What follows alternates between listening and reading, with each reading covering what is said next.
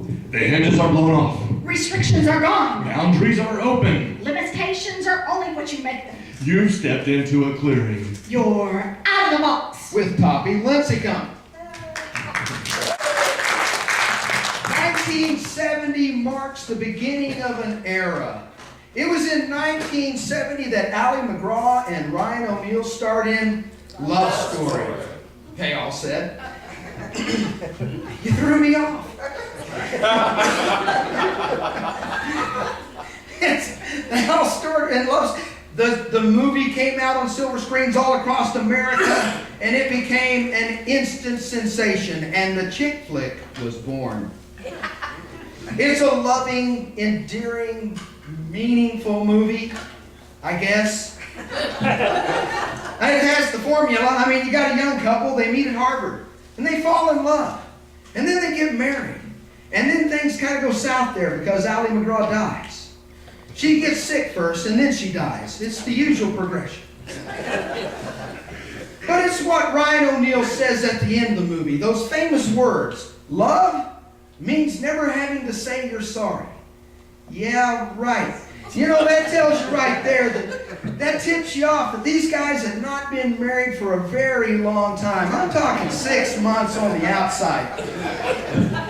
It's about 6 months at the end of that when the honeymoon period starts waning and those things start coming out as they do in relationships. You know, those things. The things you kind of kept submerged during the dating process. The things you may have seen in your partner, but you didn't say anything because you wanted it to be okay. But then you went and got married.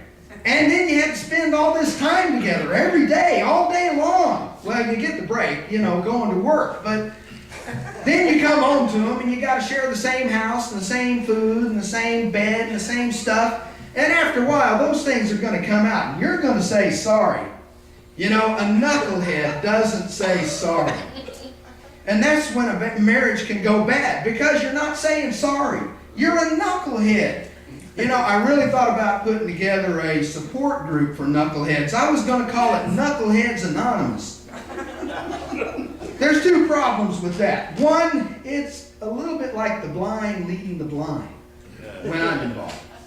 And two, it's impossible for a knucklehead to stay anonymous. I mean, they're going to give themselves away wherever they go. Restaurants, sporting events, public places.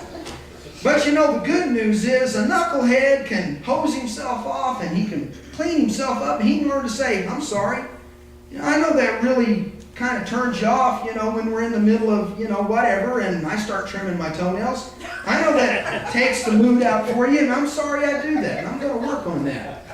You know, anytime a guy or even a gal learns that lesson, your marriage is going to be on the upswing. You're going to be on the uphill ramp. When you can just say sorry and, you know, just let it go.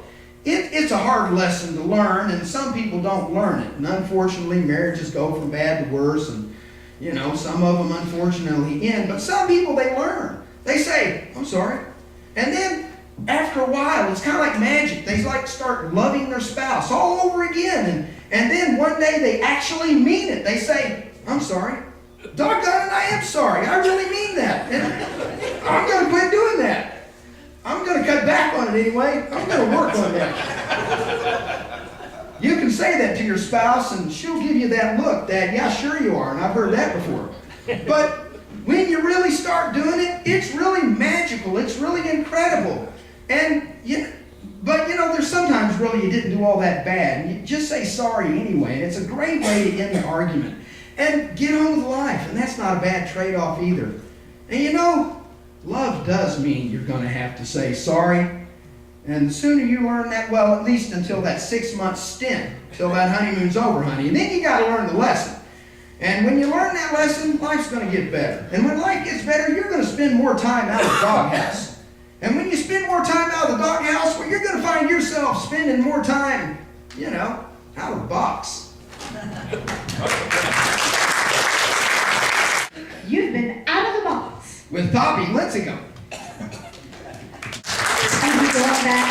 Oh, I like it out here. It's your decision.